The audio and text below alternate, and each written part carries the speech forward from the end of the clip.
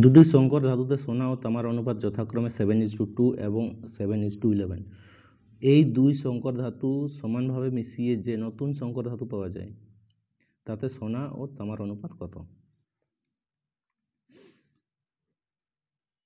এইখানে এক আয়তন বলা হয়েছে, এখানে আয়তন নিয়ে কিছু বলা নেই, মানে এক আয়তন ধরে নেব। ঠিক আছে, এক আয়তনের ক্ষেত্রে কি হয়ে যাবে, 1:2 যেটা আমাদের সোনার গোল্ডের যে রেশিওটা হবে, ঠিক আছে, আর কপারের সিইউ, তাহলে কত হচ্ছে 7/2। গোল্ড হচ্ছে 7 প্লাস 2 প্লাস 1 এইদিকে কত আছে 7/7 প্লাস 11, এইটা হয়ে যাচ্ছে আমার গোল্ডের অনুপাত।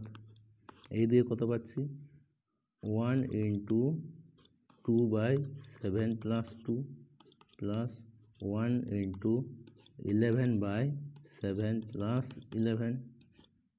ঠিক আছে, পরের লাইন আমরা কি পাচ্ছি 7/9 প্লাস 7/18, এটা পাচ্ছি